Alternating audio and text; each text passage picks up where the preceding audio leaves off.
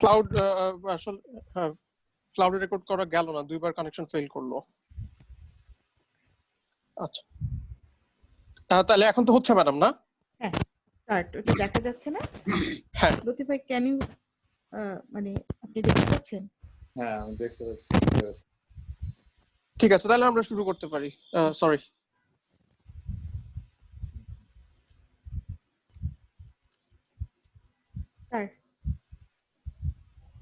Sir একটা বাচ্চাকে introduce করে দিবে। হ্যাঁ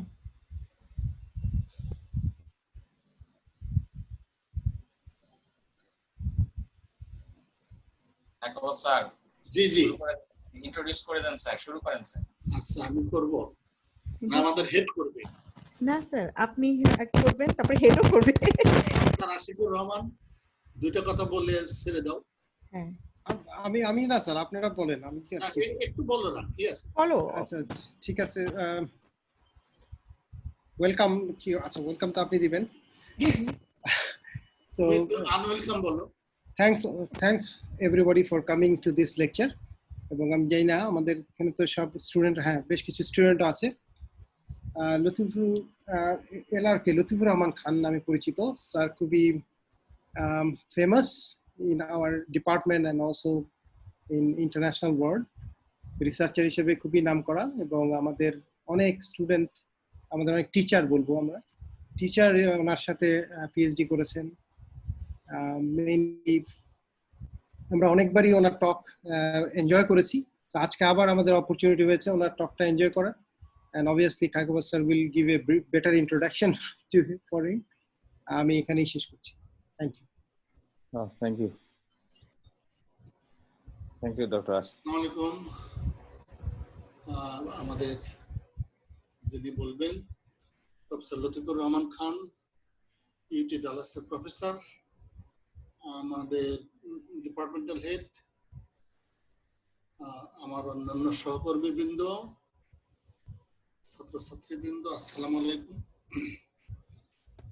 I am thankful to my department, to my colleagues for inviting me every now and then. এটা হলো বিশাল সুযোগ। আমি এখন রিটায়ার্ড মানুষ, আমার মনে হয় যে আমি কিছু টাকা পয়সা দিতে পারি আমাকে ইনভেস্ট করার জন্য। তো তারা আমাকে ইনভাইট করে, অনেক অনেক ধন্যবাদ। I have completely enjoyed my life, now retired life though. তো প্রফেসর লতিফুর রহমান খান আমাদের প্রথম ব্যাচের ছাত্র, দুইটা ব্যাচ একসঙ্গে জয়েন করেছিল। আমরা সিনিয়র এবং জুনিয়র বলি। তো এবং আমার নানাভাবে তার সঙ্গে সম্পৃক্ত হওয়ার সুযোগ হয়েছে। ইউনিভার্সিটি অফ সাউথ ক্যালিফোর্নিয়া থেকে ইয়ার 2000-এ পিএইচডি করেছে। তো আমার মনে পড়ে না আমাদের সিনিয়র ব্যাচ থেকে এর থেকে ভালো কোন স্কুলে আমরা গিয়েছি। যদিও ইউনিভার্সিটি অফ সাউদার্ন ক্যালিফোর্নিয়া মনে হয় যে ইয়েতে ফিল্মে ভালো, তাই না? ডিপার্টমেন্ট অফ ফিল্ম ওটা এটা খুব ভালো, তবে এটা এমনিতে ভালো ভালো হাইলি র্যাঙ্কড। তো আমার খুব ভালো লাগে প্রফেসর লতিফুর রহমান খান যখনই দেশে আসেন, আমাদের বিভাগে আসেন, একটা সেমিনার দেন, সেটা খুব ভালো। অন্যান্য সবাইকে এইরকম দেওয়া উচিত। তো 21টা পিএইচডি উনি ইতিমধ্যে দিয়েছেন এবং 9 জন এখন কারেন্টলি আছে পিএইচডি ছাত্র হিসেবে। আমি যতটা বুঝতে পারলাম, I am not sure whether all of them are Bangladeshis. আমাদের মেহেদি Masud did PhD with him, Arshadul Abedin, Farhan, Tasin, এরা সবাই পিএইচডি করেছে তার সঙ্গে, খুব ভালো কাজ করে। আমার খুব ভালো, he is down to earth এবং অসাধারণ মানুষে। আমাকে সবসময় সে বলতো যে ইউরোপ আসলে তাকে একটু খোঁজ খবর দিতে, ইউরোপের থেকে সে আমাকে নিয়ে যাবে। He could do it possibly in 2016। আমি মিলওয়াকিতে গেলাম, যেদিন গেলাম তারপরের দিন ইউটি ডালাসে গেলাম। I thoroughly enjoyed. আমি সেখানে একটা সেমিনার দিলাম, খুব সিনিয়র একজন প্রফেসর সেখানে উপস্থিত ছিলেন, মানে ভূয়সী প্রশংসা উনি করলেন প্রফেসর লতিফুর রহমান খানকে। উনি অত্যন্ত অ্যাক্টিভ রিসার্চার, সাইটেশন সংখ্যা about 11,000, almost 300 পেপার্স, বই টই লেখা আছে বেশ কিছু, বড় বড় কনফারেন্সে কিনোট স্পিকার হিসেবে কাজ করেছেন, 4টা বই লেখা আছে। তো এবং সিনিয়র ডিস্ট্রিবিউট সায়েন্টিস্ট, নানা রকম অ্যাওয়ার্ডও আছে। আমার মনে হয় যে আমি কথা বেশি বাড়াবো না, তবে মানে he is excellent, he is a very good human being. আমি আশা করি আমাদের গ্রাজুয়েটরা শুধুমাত্র মেরিটোরিয়াস ব্রিলিয়ান্টই হবে না, তারা গুড হিউম্যান বিংসও হবে। That is also very important. তো আমরা তাহলে প্রফেসর লতিফুর রহমান খানের থেকে শুনি। আমার তার বাসায় থাকারও সুযোগ হয়েছে। I am so lucky, I am so fortunate যে বিভিন্ন জায়গায় আমার থাকার সুযোগ হয়। তো আমাকে এই ইন্ট্রোডাকশনটা দেওয়ার সুযোগ দেওয়ার জন্য আমি আমার কলিগসদের আবার ধন্যবাদ জানাই। আমি এখন থাকি হলো পিঙ্ক সিটি। পিঙ্ক সিটি আমাদের ডিপার্টমেন্টাল হেড জানে আর কি কোথায়। বেশ ভালো জায়গা, অত্যন্ত সুন্দর জায়গা, মানে ভালোই লাগছে। তো সবাইকে অনেক ধন্যবাদ। আমরা প্রফেসর লতিফুর রহমান খানের কথা শুনি। থ্যাংক ইউ লতিফ ভাই, অনেক ধন্যবাদ। আপনার এটা শুরু করার আগে আমি সোহেলকে একটু রিকোয়েস্ট করি, আমাদের যে লেকচার সিরিজটা খান বোস লেকচার সিরিজ, এই আমব্রেলার আন্ডারে আপনার লেকচারটা আমরা হোস্ট করছি। আমাদেরকে সময় দেওয়ার জন্য অনেক ধন্যবাদ। হেড সিএসসি কে অনেক ধন্যবাদ, সবসময় আমাদেরকে কোঅপারেট করছে। আর আমাদের এসিএম চ্যাপ্টারের পক্ষ থেকে আমি রিফাত, আতিফকে অনেক ধন্যবাদ জানাচ্ছি। সোহেল একটু খান বোস লেকচার সিরিজের একটু ভূমিকাটা, it is his brain child, একটু ভূমিকাটা একটু দিলে খুব ভালো হয় আর কি। আমি সোহেলকে ইনভাইট করছি।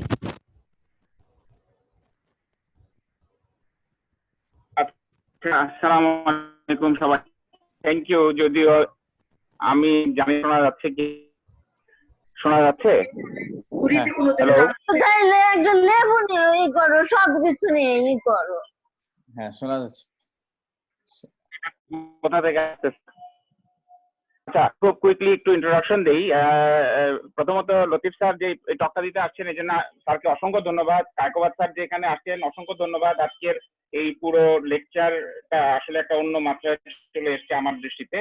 তো খুব কুইকলি, আমরা আসলে বছর 2-3 আগে খুব চিন্তা করছিলাম যে একটা ডিস্টিংগুইশড লেকচার সিরিজ আমরা শুরু করবো বুয়েট এসিএম চ্যাপ্টারের আওতায়। তো আমি কায়কোবাদ স্যারের সাথে আলাপ করি এবং আমাদের তখন চ্যাপ্টার অফিসার যারা ছিলেন এবং আমাদের ডিপার্টমেন্টের টিচারদের সাথে আলাপ করি। তো আমরা দুটো নাম বেছে নিই, একটা হচ্ছে ফজলুর রহমান খানের থেকে খান এবং সত্যেন বোসের থেকে বোস। তো এই থেকেই আসলে খান বোস লেকচারের শুরু। এখন পর্যন্ত 5জন স্পিকার এখানে এসছেন। খান বোস লেকচারটা আমরা খুব সিলেক্টিভ ভাবে করার চেষ্টা করেছি। শুরুতে এসেছিলেন আমাদেরই প্রাক্তন টিচার লতিফ স্যারের, নিশ্চয়ই মনে আছে, ডক্টর ফুয়াদ রহমান, উনি প্রথম টকটা দেন। তারপরে এসছিলেন আমার যতদূর মনে পড়ে, এরপরে আতাউল করিম স্যার এরপরে এসে একটা টক দেন এই লেকচার সিরিজের আওতায়। এরপরে 2জন এসিএম ডিস্টিংগুইশড স্পিকার এনসিস এর ইনভাইটেড স্পিকার হিসেবে ছিলেন, কিনোট স্পিকার হিসেবে ছিলেন, সেটাও আমরা এই লেকচার সিরিজের আন্ডারে হোস্ট করেছিলাম। আর মাঝখানে এসেছিলেন প্রফেসর ব্রাস্কি, উনি বার্কলে ইউনিভার্সিটির প্রফেসর। তো আমি খুবই গৌরব ফিল করছি প্রথম ব্যাচের একজন বিখ্যাত বিজ্ঞানী, আমি বলবো লতিফুর রহমান খান স্যার। এবং স্যারের ব্যাপারে ছোট্ট একটা ইন্ট্রোডাকশন কায়কোবাদ স্যার দিয়েছেন যে শুধু বিজ্ঞানী হলেই তো হয় না, উনি একজন ডাউন টু আর্থ মানুষ। আমাদের অনেককে উনি ইন্সপায়ার করেছেন। আমরা যখন বিভিন্ন সময় বিভিন্ন কথা আলোচনা করি, আমরা স্যারের কথা ভাবি এবং আমরা দেখি ওনার প্রোফাইল দেখি, আমরা স্বপ্ন দেখি যে একদিন হয়তো আমরাও এরকম কাছাকাছি কিছু করতে পারবো। তো সবকিছু মিলিয়ে আমরা খুবই আনন্দিত। We are exceedingly proud in some sense যে আমরা একটা সার্কেল ক্লোজ করছি আজকে, যে যেই একটা খুব ভালো একজন স্পিকারকে আমরা পেয়েছি, যিনি আমাদেরই প্রথম ব্যাচের, আমাদেরই অ্যালামনাস। তো আমি আর কথা বাড়াচ্ছি না, আমি নিশ্চিত যে সবাই ধীর আগ্রহে অপেক্ষা করছেন। আমি ম্যাডামকে ধন্যবাদ জানাই আমাকে একটু কথা বলতে সুযোগ দেওয়ার জন্য। সকলকে আবার ধন্যবাদ।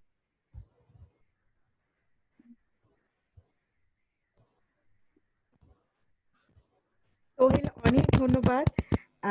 লতিফ ভাইয়ের ব্যাপারে আর কি বলবো, আমি 2018-এ আশিক গিয়েছিল, আমরা ওখানে এটা ছিল আইসিসি, এখানে এটা নেটওয়ার্কে একটা কনফারেন্স, এই কনফারেন্সে গিয়ে পরিচয় হলো এলিসিয়া বাটিনো। উনি কাজ করেন হচ্ছে সাইবার সিকিউরিটি নিয়ে, এবং উনি মানে বুয়েটের পরিচয় পেলে লতিফ ভাইয়ের কথা বলার প্রশংসা শুরু করলেন যে লতিফ ভাইয়ের সাথে বোধহয় কাজ করেছেন। এরপরে আমি গেলাম, গত বছর গেলাম গ্লোবিকমে, সেখানে ইউটিডির আরেকজন আসলেন, উনার নাম হচ্ছে ভবানী বোধহয়, লতিফ ভাই। হ্যাঁ হ্যাঁ, উনিও আবার খুব মানে বুয়েটের থেকে এসেছে শুনলে উনি লতিফ ভাইয়ের কথা বলা শুরু করলেন। সো মানে we are very proud of you, thank you হচ্ছে গিয়ে ফর গিভিং আস টাইম, এবং আমি pretty sure everybody will enjoy the lecture. তো লতিফ ভাইকে শুরু করার জন্য রিকোয়েস্ট করছি। আপনাদের সবাইকে ধন্যবাদ, মোর স্পেসিফিক্যালি কায়কোবাস স্যার ফর নাইস ইন্ট্রোডাকশনের জন্য, প্রফেসর সোহেল নাইস ইন্ট্রোডাকশনের জন্য অলসো, এন্ড প্রফেসর মাহমুদা খুব ভালোভাবে প্রেজেন্ট করছেন। যাই হোক, আমি এখন শুরু করতেছি। আসলে আমার থেকে অনেক ভালো ভালো রিসার্চার আছে এনিওয়ে, সো এই কাজটা আমরা নতুন শুরু করছি এবং এখন পর্যন্ত আসলে কোনো পাবলিকেশন হয় নাই, জাস্ট পেন্ডিং আছে আর কি। এবং এই কাজটা, this work is funded by NIH, NSF and ONR, and this is the guy who he is a postdoc in Northwestern, and his supervisor is a Nobel laureate, so he works in a chemistry area. So we apply this machine learning algorithm in chemistry also. I'll talk about a little bit. So the outline of my talk, I will talk about some basic machine learning first. If you don't have a background, so I want to motivate you. What is machine learning? Then I will focus on the semi-supervised learning and our algorithm, what I'm going to propose, called MultiCon in short. So that is based on the semi-supervised learning. So we'll talk about that, and the application will be image classification and COVID-19 coronavirus chest X-ray image classification, where we can apply this, and also CT scan image classification, where we can apply this. So we'll talk about that. And our framework is based on the deep neural network architecture, and one of the famous architecture is called ResNeXt. We utilize that. And then we'll talk about more details of the algorithm, and that algorithm has a number of components. So we'll talk about that augmentation and those components, more details. And at the end, we'll show you some experimental results plus future work. So let me talk about machine learning. So machine learning is one of the hot area now. If you want to build your career in data science, so a couple of things you need to learn. One is machine learning. Nowadays, you will hear that AI is doing AI is solving all the problems and so on. AI is the future, but basically underneath AI, the machine learning is playing a significant role. So what I'm saying, in future, if you want to explore research direction in data science area, I strongly recommend you to take a machine learning class and also some big data class and so on. So, you know, undergrad, if you have option, I'm pretty sure now you have option to take a machine learning class. So I recommend you to take that class. Do not miss that class. That will open a new world. Even if you don't like machine learning, there are a lot of maths are involved. But nowadays, what people do, they basically use, as a developer, they use the Python library and so on. So I strongly recommend you to build your career, learn machine learning. And in machine learning, you can use Python in Python, there are some library called scikit learning, one of the widely used machine learning library. And for deep learning, there are other libraries that they are developed by Google and so on. So you should learn those. And especially when you take the machine learning class, make sure that you understand the neural network and a neural network extended version or the most advanced version called deep learning, so that you should know it also. Anyway, machine learning has a number of areas, supervised learning, unsupervised learning. So these are two extremes. So basically we have to learn from the data. So supervised learning means where you have to, you need some ground truth to build a model. So we will have some level data. From there we build the model. So just think about in an email domain, you want to classify the email whether it's a spam or non-spam. So the problem you can think about is a classification problem. So you are getting email messages in your email agent or software. So now the machine learning algorithm will try to classify incoming email message whether it's a spam or non-spam. If it is a spam, then it will go to the spam folder. So something like this. So in that case, what we do, we will have some training data from the email messages. So let's say training data said this email message is spam, this email message is non-spam, something like this. And then, so that way we'll have some ground truth and the message itself. And from there we build a model. The model will be, you can think about support vector machine or neural network, k nearest neighbor. These are the support vector machine, k nearest neighbor. These are shallow learner, but the deep learner is it is not a shallow learner. It is more effective nowadays. So one of the more classifier you utilize to build the model. Now, when the new email message comes, you want to predict whether the new email message will be spam or non-spam. So based on this model will have some sort of patterns or rules. Model will make the decision whether incoming message will be a spam or non-spam. And based on that, it will produce the output. And there are other applications is possible, like fraud detection. And then a lot of classification has been widely used in various areas. So furthermore, supervised learning can be also regression type of things, like if you want to predict the stock market price, or if you want to predict some sort of continuous numbers, then in that case, it will be known as a regression problem. So there, supervised learning is widely used. And there's another extreme, is called unsupervised learning, where we don't use any ground truth. So we don't have any level data, but we want to, from there, we want to learn some patterns and so on. So example can be unsupervised learning is the cluster analysis or clustering. So the idea here is we will have a bunch of data points, and those data points may not have any ground truth, but based on the data points similarity, we can group similar points together and so on. And the idea here is you can think about like when you see the Google News, you will see, let's say, what is the news today in Bangladesh?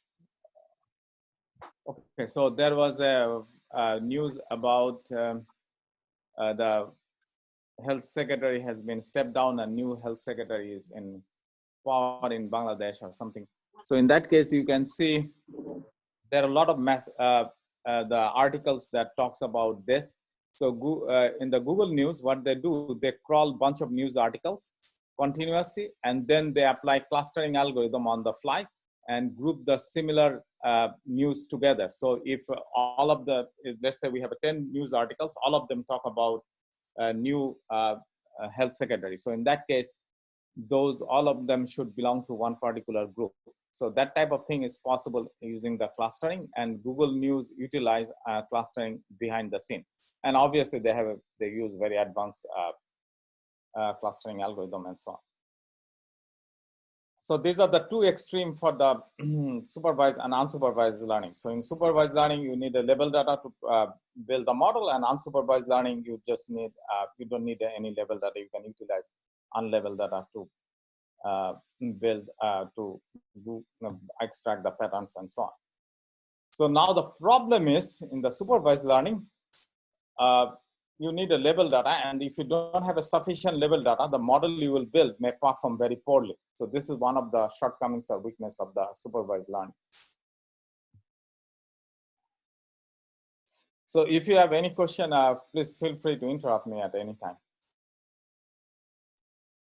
So now we want to introduce you the middle ground called semi-supervised learning between these two. So one extreme, you need a label data. Another extreme, you don't need any ground truth or label data. So supervised learning works very well when you have a sufficient number of label data and so on. But with but unsupervised learning, we don't need any ground truth. It cannot be used for the classification purpose, but it can be used to find the groups or bundle similar objects together and so on. And the semi-supervised learning is in the middle. So where we can utilize, we can assume that we have a limited training data and we have a lot of unlabeled training data. And from there, we try to build the model. And when the test data comes, this model should be as effective as supervised learning. So just think about this. Here you have 100 training data points. And among these 100 training data points, let's say 90 of them are unlabeled and 10 of them you have a labeled data. So it may belong to the spam class, non-spam class, and so on. And then from there, we want to build a model. And during this model building, during this model generation process, we will utilize 10 labeled data and 90 unlabeled data to build the model. And when the test data comes, we'll try to do the prediction using this model. But keep in mind, this model only utilizes 10 labeled data and 90 unlabeled data. So that way you can say, if you use the fully supervised model, so in that case, we will have all this 100 training data, all the 100 training data will have the label or the class label. So using 100 label data, we will build the model and then we'll do the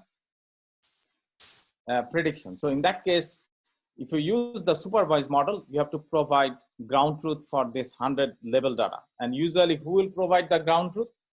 Human will provide the ground truth to build the model. And on the other hand, in the semi-supervised learning, where we are providing ground truth only for 10 label data. So 10 data points will have the label and 90 will not have any labels. So in that case, we can save annotation time by 90% because only 10 points will be labeled. So that way we will not only save the time, we will also save the cost, because when human is involved in the annotation, which we have to hire and then give them money and so on. Actually, there was a work in some US company invested a lot of money in India, especially in Calcutta, to hire a bunch of annotators in a healthcare domain to provide the annotation for the machine learning algorithm. So I think this might be similar to garments business. This can be another type of business where we have a large workforce where we can hire a lot of people who can provide the annotation and so on. Okay, so I'm just trying to tell you that what is semi-supervised learning, where we have only few training data points or label data, and we have a lot of unlabeled data. From there, we try to build the model. So now, deep neural network is one of the area machine learning which is very popular.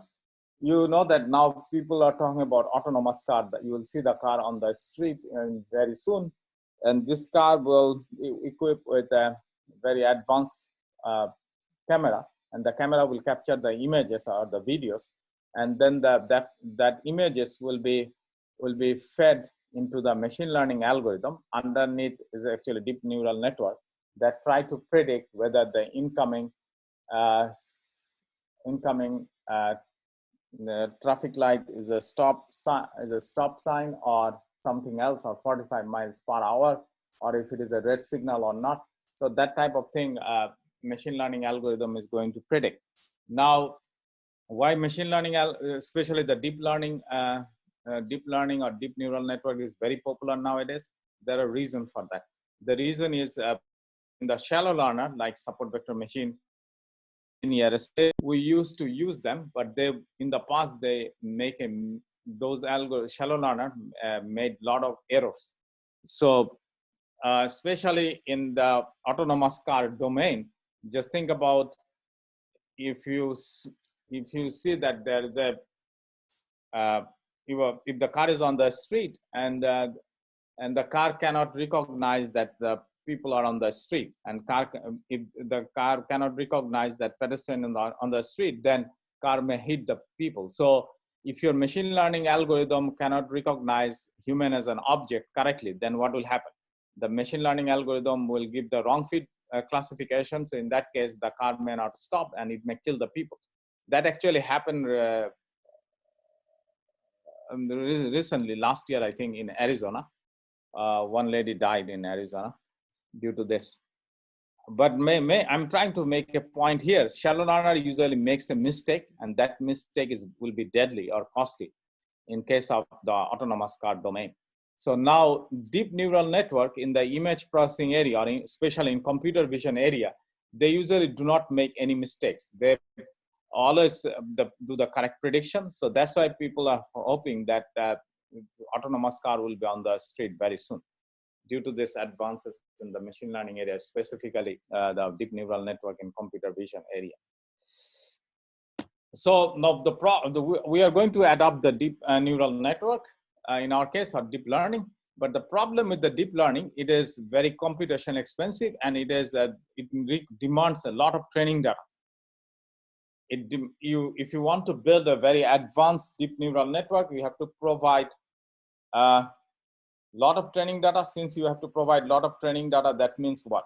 A human will involve in the loop. Human needs to provide the annotation, which will be expensive and costly and so on. So, and especially if it is a healthcare domain, let's say in a radiologist, the doctors needs to provide the annotation. Usually doctors don't want to do it. So in that case, machine learning may not be, especially deep neural network may make a mistake if you don't have that many level data. So that's one of the problems. So using semi-supervised learning, we try to address that issue. The idea here is we will use limited level data and along with the unlabeled data during the training process, and build the model using the deep neural network and make the solution successful. So that way we'll not only save time, we'll save the cost of the annotation, and the algorithm will work in various scenarios. So here I'm going to talk about our approach a little bit. Okay, so MultiCon, so far I just give you the very basic or the introduction. So now I'm going to cover, I'm coming towards in our algorithm context. So MultiCon, we call it, is a multi-contrastive semi-supervised learning framework. So this MultiCon is based on the two important components. One is called consistency regularization. The other one is called contrastive learning, which is nothing but a online metric learning. So these are very new areas. So I will talk about that in a minute in more details. So what we try to solve? We try to solve, you have a bunch of images, and we want to, let's say this is an image, and we want to classify this image. This image actually represents a cat. So we want to label this image as a cat. So how we can do it? Using this multi-contrastive learning, we want to do it. And the main contribution here is, when we do the training, we will utilize only few label data points along with the unlabeled points in the training process to build the model. So that way we can save time and the cost. So here is an example of our framework. So we have a bunch of unlabeled data. So unlabeled images in this case. So this is a dog, this is a building, and this is a bird. And in our framework, what we do, we generate some artificial points or artificial images. So that we call it augmentation. So we'll talk about that more details in a minute. And once we do the augmentation, that way from the unlabeled training data, we generate a bunch of bunch of images. And then here we utilize the deep neural network, ResNet. So there we try to learn the weight and so on. So now I told you that we have two important components in our framework. One is the metric learning, distance learning, called in our case we call it multi-contrastive learning, because we go beyond two classes. And then we do consistency regularization. These two components I'll talk about more details in a minute. But just for your understanding is, we want to, the problem is in each of this image will be represented as a vector. And keep in mind that in a multi-dimensional space, this image will be represented as a point. Now, what do you expect? You expect if the 2 points or 2 images, let's say both of them, this image and this image represents cat. I'm sorry, not cat. This image and this image represents dog. So what do you expect that if 2 of this image will be represented as a point in a multi-dimensional space, these 2 images should be close or far away? Should be close. And if you calculate the Euclidean distance, that should be close. On the other hand,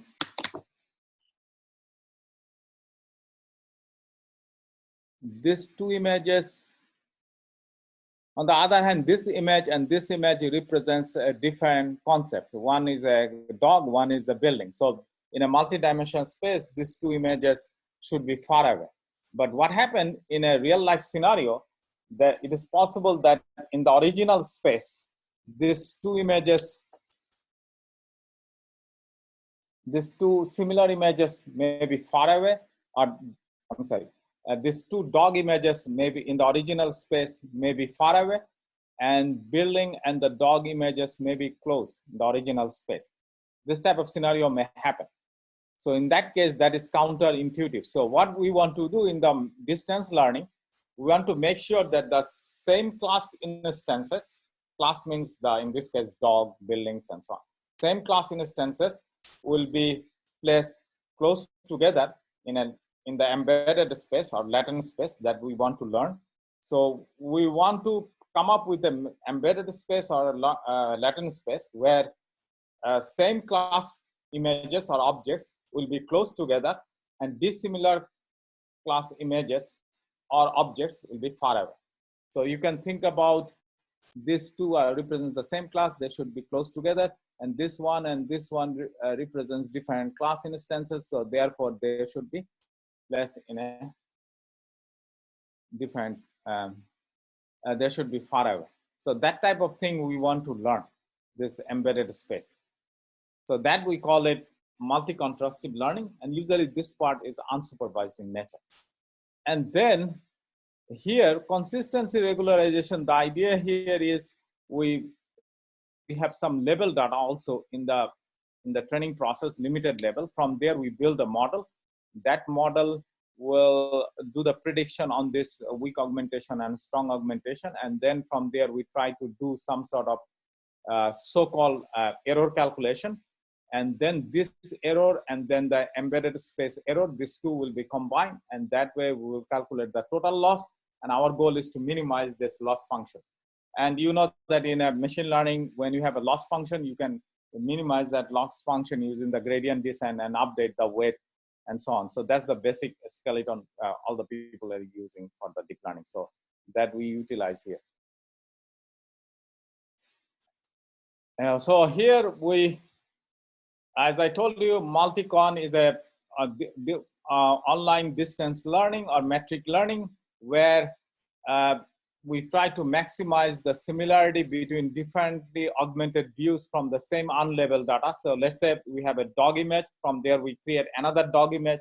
So these 2 images in the embedded space should be close together. That means their similarity should be the highest.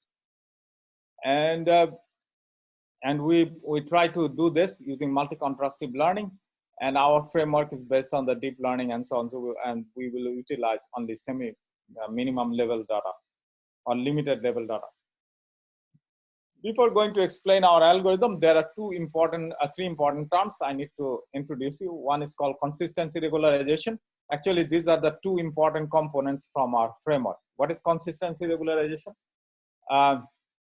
Where if we have a data or image, and after the augmentation, if the image say X, and from after the augmentation we create a new image called X prime. So if I apply the classifier on the X and the X prime, we should get the same class level or the same class probability distribution. So that we try to say, if this holds, then consistency regularization will hold.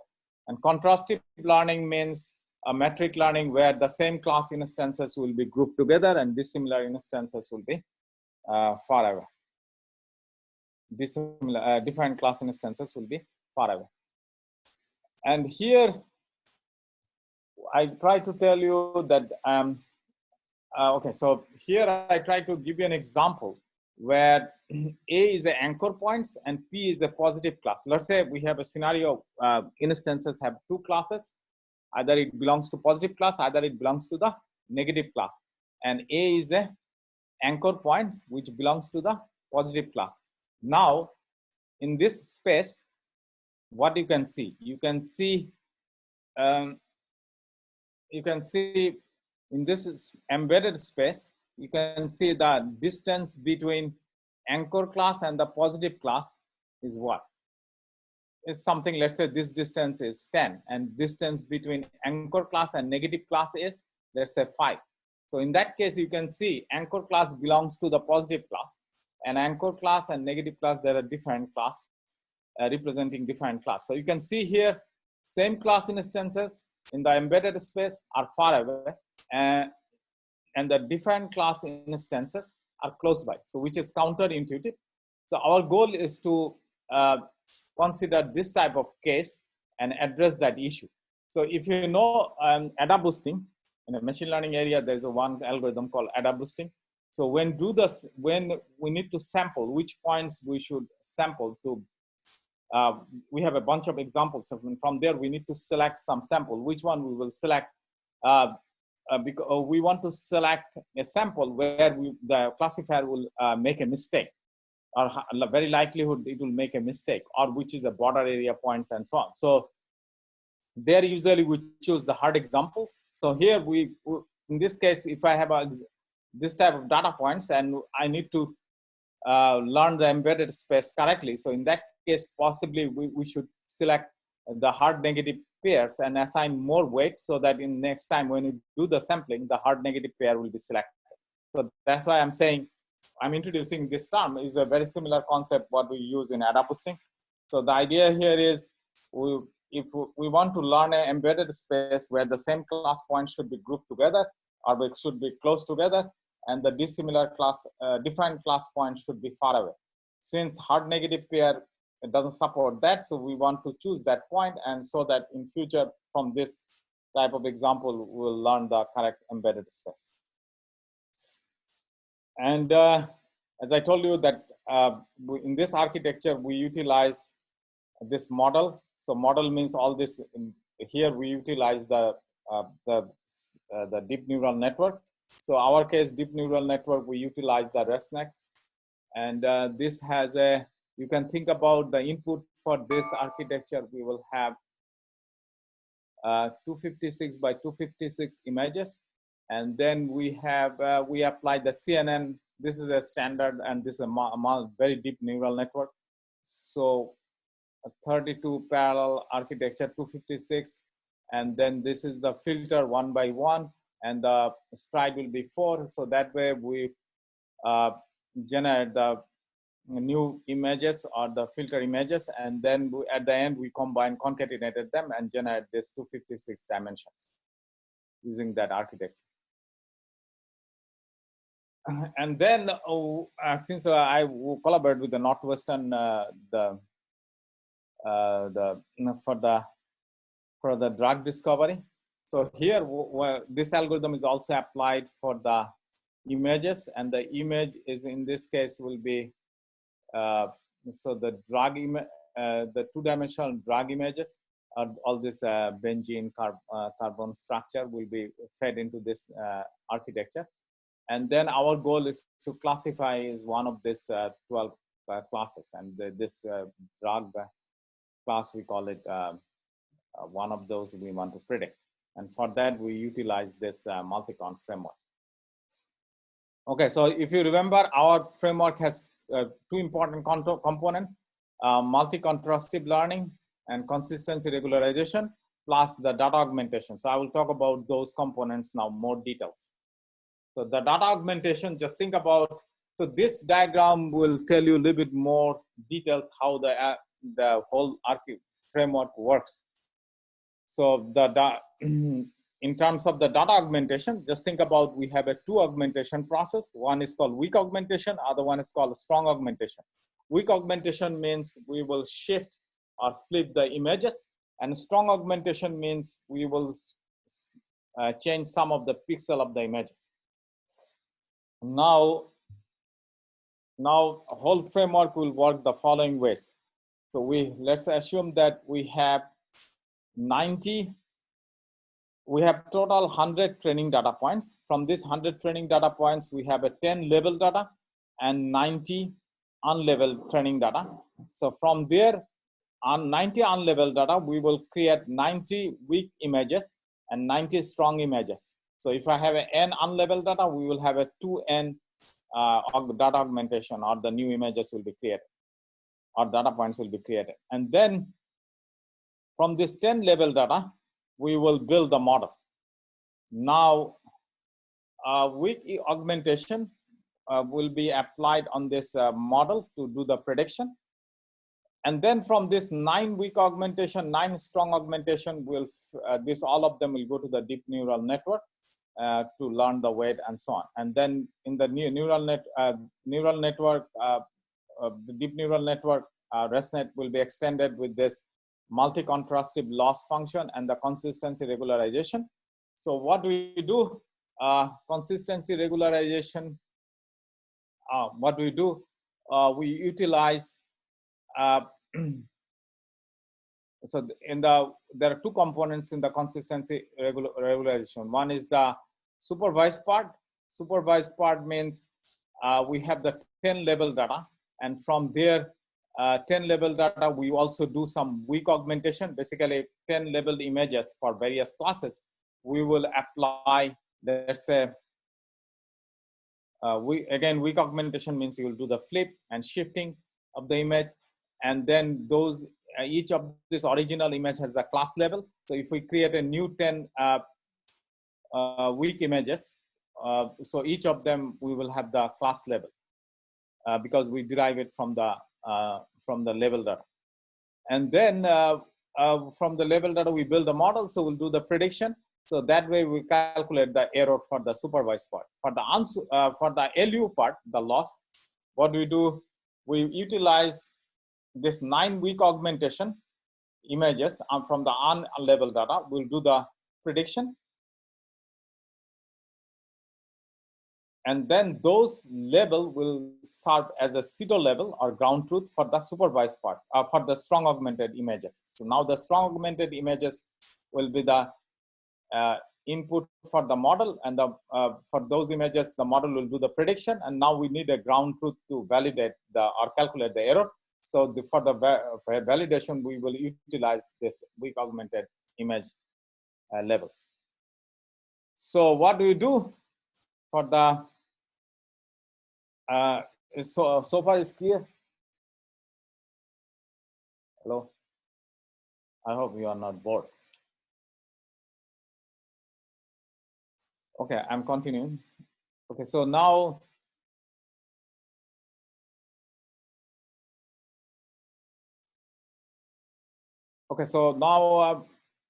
let's talk about this consistency regularization and multi-contrastive loss, more details. So for consistency regularization, it has two parts: the standard cross entropy for the error calculation, which is called supervised part, and the pseudo leveling part, which is based on the unsupervised part. We'll talk about. For supervised part, what do we do? So XS is the, let's say, label data or the image, and after the weak augmentation, we create a new image. So if you remember, we have the original image, and the weak augmentation will create a new image. Means what we will do? Weak augmentation means we will do the shifting, or what is for shifting, or the flipping. So that way we create a new image, and that image will do the prediction, and the predicted class level will be Y, and then the access is the original source in level data. So from there we will utilize that, and this way we will calculate the cross entropy. Cross entropy is nothing but calculate the whether this, if there is an agreement with this YS with this predicted values. If there is an agreement, then the error will be 0. Otherwise, it will be 1. So that way we calculate the cross entropy for n number of training on level data. Then for the still for the unsupervised part, for the consistency regularization. So keep in mind that we have at the beginning we have a 90 unlabeled data. From there we create 90 weak augmentation, 90 strong augmented images. So now you will utilize those. First, what do you do? So we'll take each of these unlabeled images and their augmented unlabeled image, and then an augmented view WA, and we do the prediction. And from the maximum probability will give you the level. That level will serve as a pseudo level for the or the truth ground, so-called ground truth for the true for the strong images. So now for the image the unlabeled image XU, we come up with the strong augmentation image, which is this, and then we do the prediction, and then from that predicted value we try to see how much there is a agreement with the pseudo level that we derive it from the weak augmented images for the same U. And then there might be this probability might be very small. That's why we set a threshold here. So that way we do the cross entropy calculation for the total consistency regularization error will be the supervised part plus this part. And then multi-contrastive learning, we try to come up. So again, contrastive learning is nothing but a distance learning. We want to learn an embedded space or latent space where the same class instances, in this case, all this say pink color should be close together in the original space, and then all the green color should be close together, and the green color should be far away from the red class, and so on, or pink class. So that type of thing we want to do in the embedded space, or using metric learning. So for this purpose, what we do, I said, we try to find the violation scenario. So in the embedded space, in this case, you can see anchor points, which represents the pink class or the red class.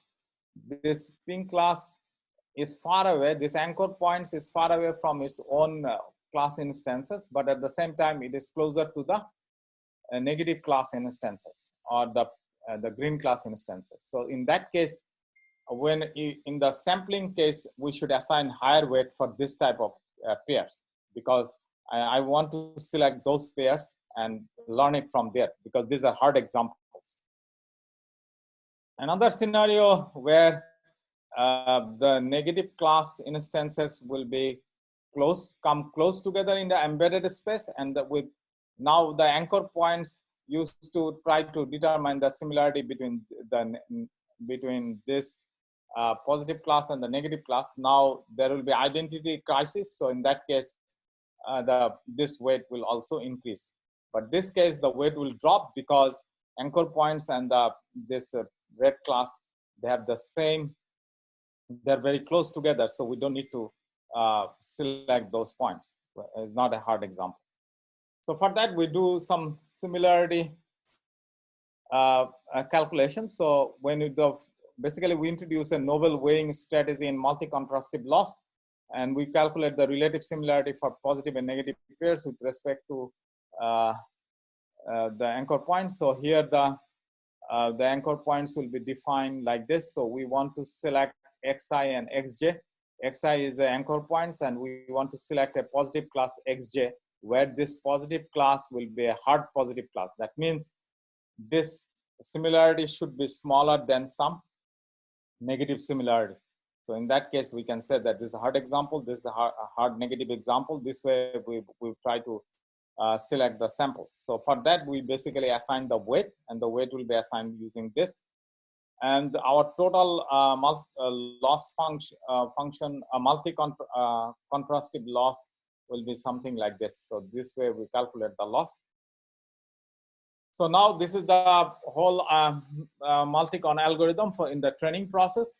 So what we do, we divide the data into a number of batches from the training data. So now let's say we have a k batches for a particular batch dk. We have a label data and some unlabeled data. And then we do the strong augmentation and the weak augmentation on this unlabeled data points. And we run the consistency regularization approach, the equation we showed you, on the dks and the dku using the loss function.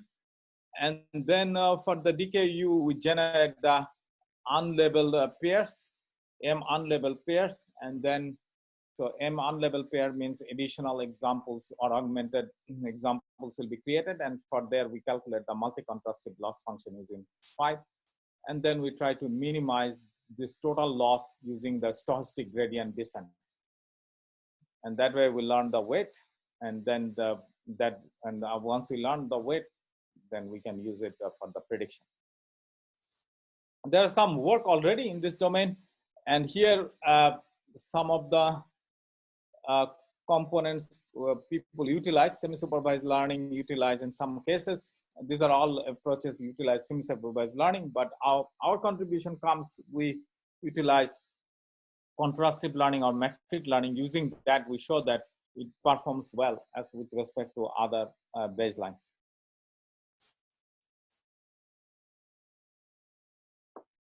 Okay, now let's talk about a little bit the experimental result. So we have the CIFAR data is widely used. This is the image data set. So we have a number of classes. CIFAR 10 is only 10 classes. CIFAR 100 means 100 classes. The class can be airplane, automobile, bird. Those are the images. And there is another data set. We have some sort of digit data set. And this way we divide, the data set has been divided, training and test. So we just utilize that data set. And MultiCon is our approach. And this number means how many label data we use for the training process. 250, 500, 1000, 2000. And you can see MultiCon is outperforming with only 250 label data. It is outperforming all the baselines significantly.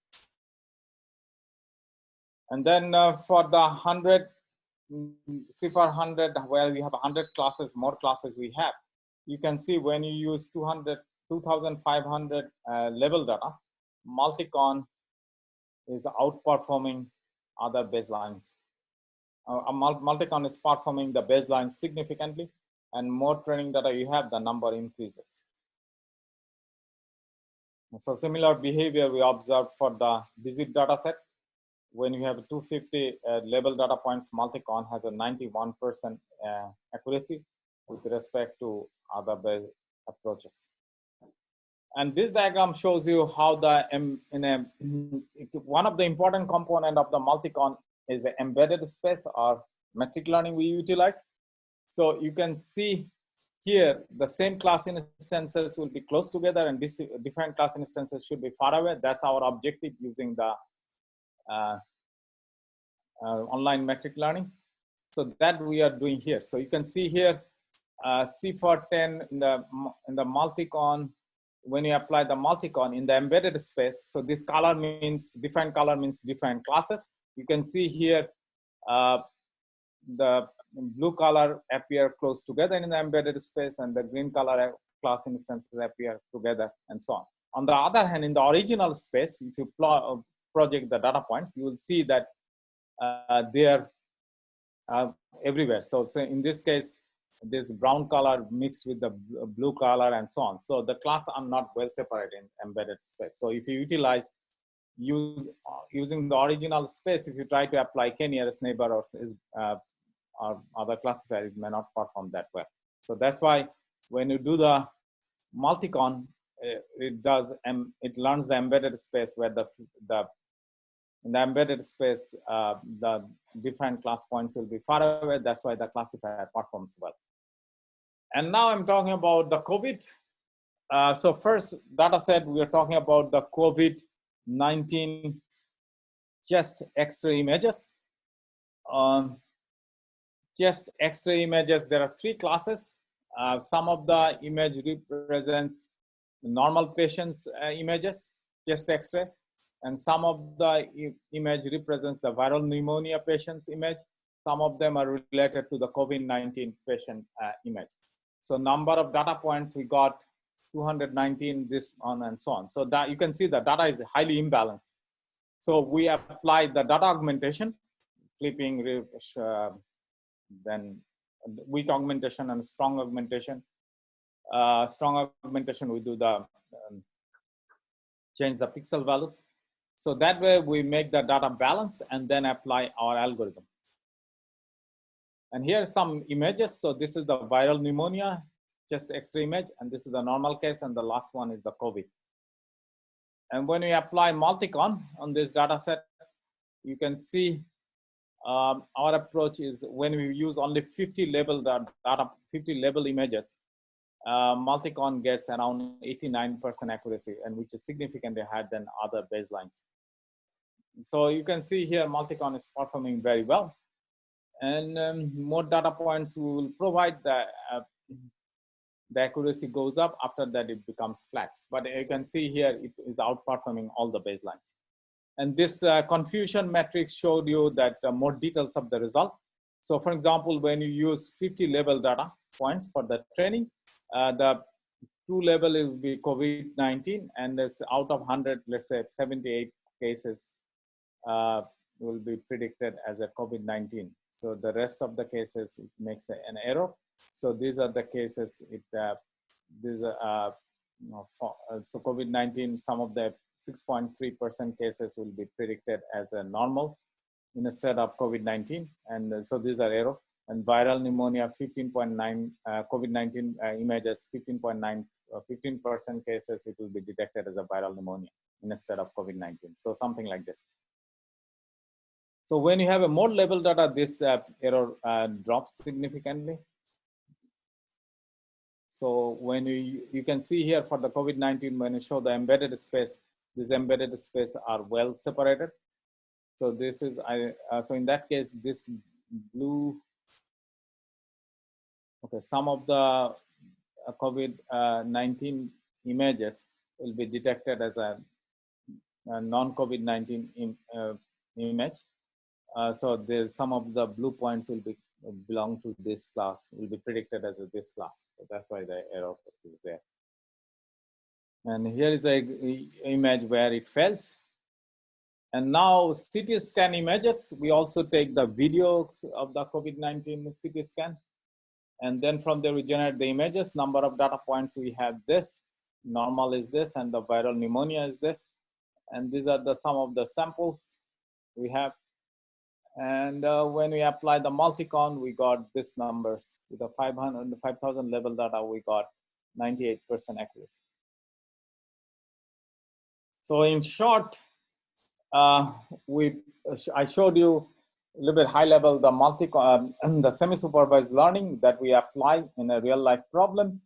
And this algorithm, semi-supervised learning algorithm we develop that exploits metric learning and consistency regularization. And this framework shows that how we can effectively utilize in the image classification domain.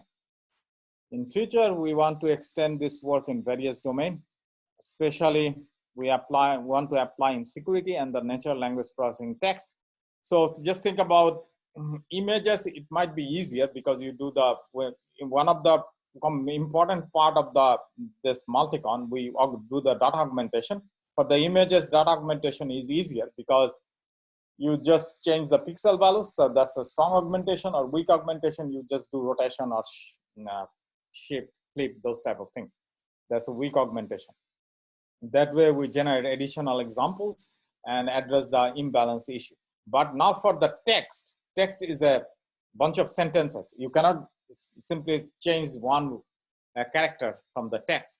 Then in that case, the meaning of the word will be changed, meaning of the sentence will be changed. So you have to preserve the meaning of the sentence and so on. So in the text case, it is more challenging. So we are working on that, how we can extend this MultiCon framework for the text. So augmentation part needs to be changed. There is some work already. So we are trying to utilize those work. And that's it. And thank you very much for giving me the opportunity to present my work here. And I would like to thank you, Dr. Mahmouda and Dr. Sohail, Dr. Mustafa Akbar, Dr. Kaikobad, all of them for giving me the opportunity to come and present the work. সাধারণত আমি সামারে বাংলাদেশে যাই এবং টক দেই, কিন্তু এবার আল্লাহর ইচ্ছা যাওয়া হইতেছে না COVID-19 এর সমস্যার জন্য। তো মাহমুদা আপা শেষ।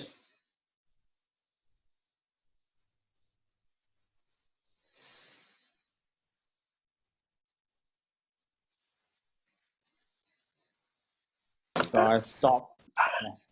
হ্যাঁ, ম্যাডাম কি আছেন? No, Dr. Azif, you can, yeah. আচ্ছা, কারো কোনো কোশ্চেন থাকলে আইদার হ্যান্ড রেজ করলে বা ওই চ্যাটে গিয়ে টাইপ করলে এক এক করে আমরা করব। প্রথমে হলো ABM Alim Al Islam. Yes, sir. Thank you for the presentation. So whatever I have understood from the presentation, most of the experiments you have actually considered probably isolated objects, if I'm not wrong. So my question, if there would be crowded objects, how far MultiCon will perform, or in case there would be any other better alternative for crowded objects other than MultiCon, can you please share that us? Yeah, that's a very good question. Actually, in a crowded environment, let's say multiple objects are present, you want to track the crowd management, or you want to monitor the crowd management and so on. So that will be a very challenging task. There are some work in that domain. People talk about they first identify those objects and try to move the objects movement pattern over time. They come up with the trajectory and then monitor those trajectory. So this is a different problem. And but let's say if I want to, and the application will be different. But if I want to apply the MultiCon there, the problem is augmentation part will be the most critical part, and that part I don't know how to work in case of the crowded images or crowded video scenario. So that will be challenging, and we need to investigate that. I cannot tell you that it will work or not, but if I try to apply the algorithm directly, it may not work. We have to revise it and so on. I hope that answered your question. Thank you so much, sir. Okay, and there is a question from Faria Haq. I think she's asking that graph convolutional neural network can be utilized. Yes, graph convolutional GCN you can utilize, but GCN usually has, let's say if I segment the images into a number of objects, let's say in an image we have a cat, grass, and some other objects. So in that case, we can represent those objects in a graph, and then special proximity can represent an edge and so on. So it depends upon which problem you're trying to solve, or what problem you try to solve. In our case, the problem we try to solve just simple classification. So that's why, and we assume we use some of the images which are publicly available, those data set we utilize, and those data set is a little bit a very clean card and so on. And so that's why the object detection is not the main focus, or the crowd management is not the main focus here. So that's why the algorithm, when we do the data augmentation, it is a little bit easier for us. But if you consider the multiple objects in the images and represent them as a graph, and then try to apply the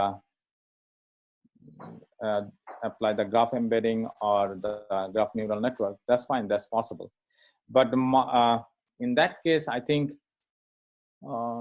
contrastive learning, the metric learning part, because the graph neural network works a little bit differently. They consider the proximity or the contribution from the neighbors.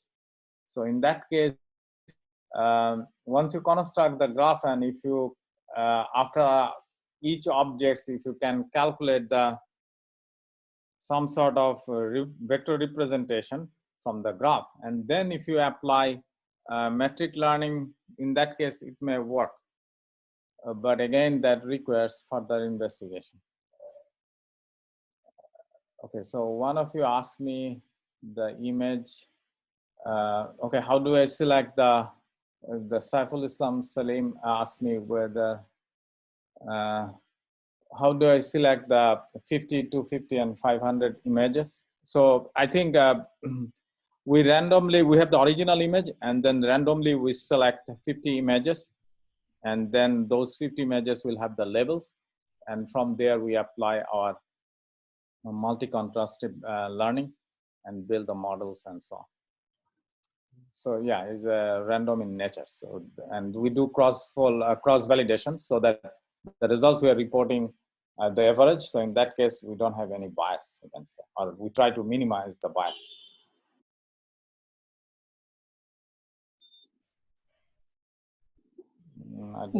Next কোনো question, sorry, COVID এর data set গুলা কি publicly available?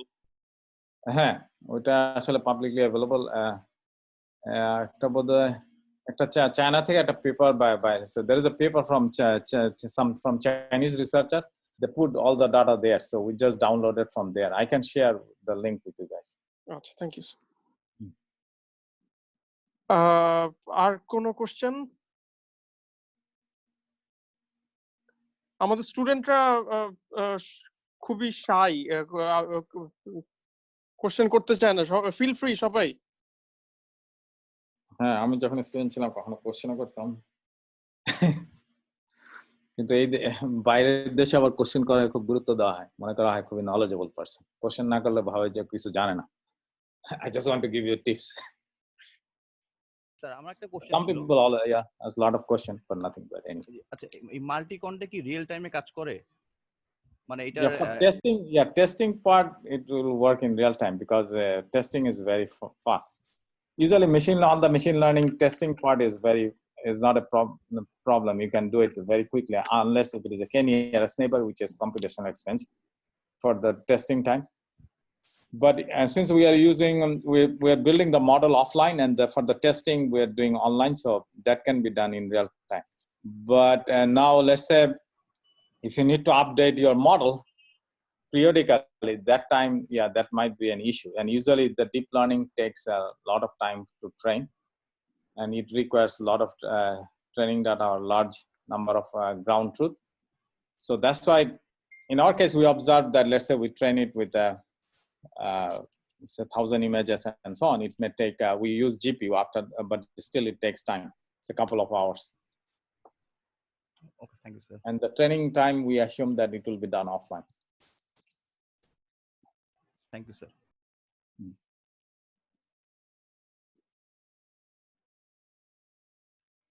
Next আর কেউ? হ্যাঁ, মোহাম্মদুল ইসলাম। হ্যাঁ sir, আমার একটা কোশ্চেন ছিল। স্যার আমি বাংলায় বলি, তাহলে একটু এক্সপ্লেইন করতে পারবো। স্যার এটা হলো যে আমরা যে স্ট্রং অগমেন্টেশনটা ইউজ করতেছি, তখন তো আমরা পিক্সেল ভ্যালু চেঞ্জ করে দিচ্ছি। এখন আমি যদি ক্লাসে চিন্তা করি যে একটা কোভিড এর ইমেজ আর একটা নন কোভিড এর ইমেজ। এখন কি শুনতে পাচ্ছ? জি ম্যাডাম। হ্যাঁ, ম্যাডাম হ্যাঁ বলেন। হ্যাঁ মোহাম্মদুল ইসলাম প্লিজ। হ্যাঁ জি স্যার। তো এদের মধ্যে ডিফারেন্সটা তো আসলে পিক্সেল ভ্যালুতেই, মানে এই কোভিড ইমেজ আর নন কোভিড ইমেজের দুইটা ক্লাসের ডিফারেন্স তো পিক্সেল ভ্যালুতে। এখন আমি স্ট্রং অগমেন্টেশন করে কখনো কি এরকম হয়ে যেতে পারে সিনারিও যে আমার আসলে একটা কোভিড ইমেজটাকে আমি স্ট্রং অগমেন্টেশন করে সেটাকে কাইন্ড অফ নন কোভিড এর মতো বানিয়ে ফেললাম, সেক্ষেত্রে তো আমার এই ক্লাসিফায়ারে আসলে প্রবলেম হবে কিনা মডেলের ক্ষেত্রে? একদম মানে চান্স খুব মানে চান্স থাকতে পারে, ডিপেন্ড করে যে কি পরিমাণ আপনি চেঞ্জ করতেছেন। So if in our so the question is why we need to do the augmentation. There is first is since we have very limited label data, we want to extend the number of data points and so on. So that's why we are creating those artificial examples. And there are some work from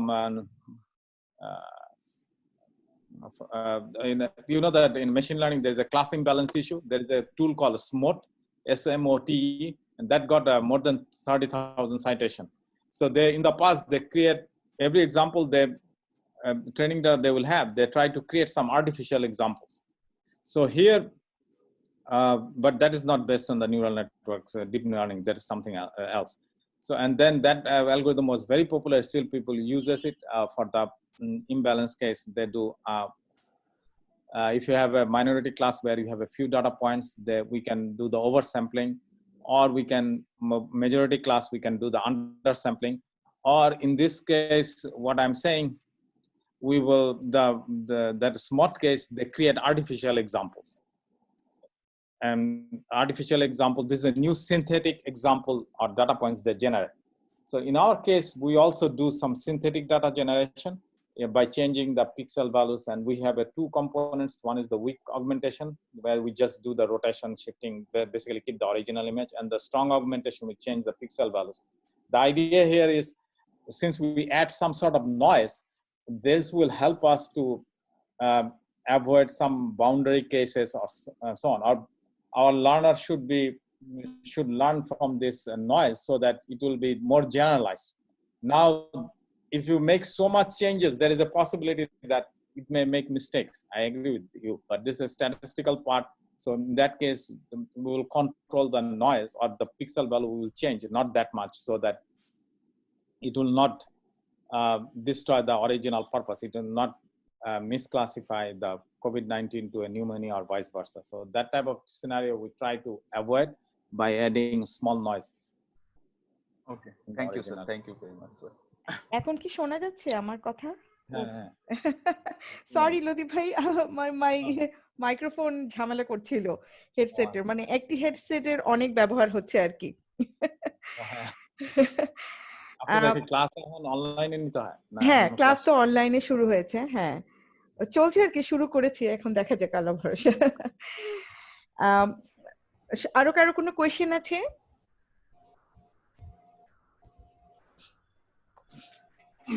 মামুদা, হ্যাঁ জি sir. প্রশ্ন যদি না থাকে আমি 1 minute সময় নিতে চাই। অবশ্যই স্যার, থাকলে সুবিধা হবে, ঠিক আছে?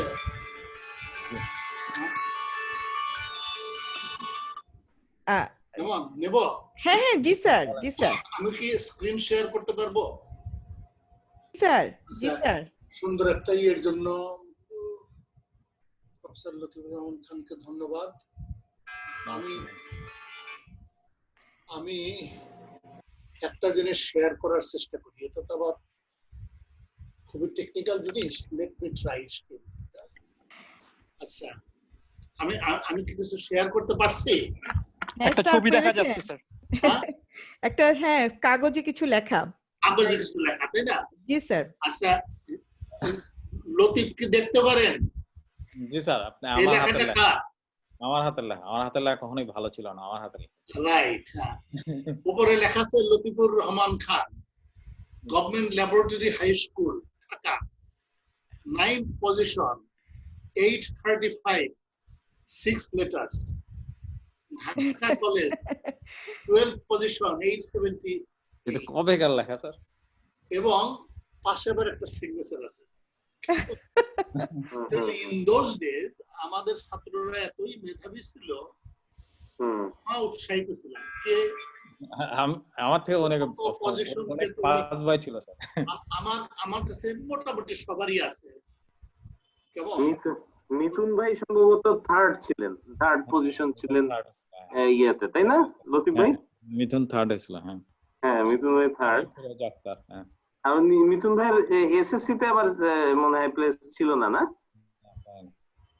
মিথুন স্যারের সাথে স্যার শামীম ফিরোজ আক্তার আপনার সাথে থিসিস করছে। শামীম ফিরোজ আক্তার, হ্যাঁ মিথুন, হ্যাঁ হ্যাঁ, তাই না?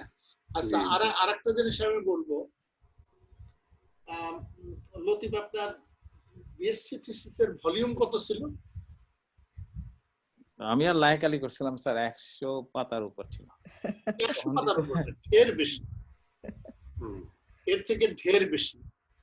আর একই রকম থিমে অন্য আরেকটা ডিপার্টমেন্টের থিসিসের ভলিউম কত ছিল মনে আছে নাকি?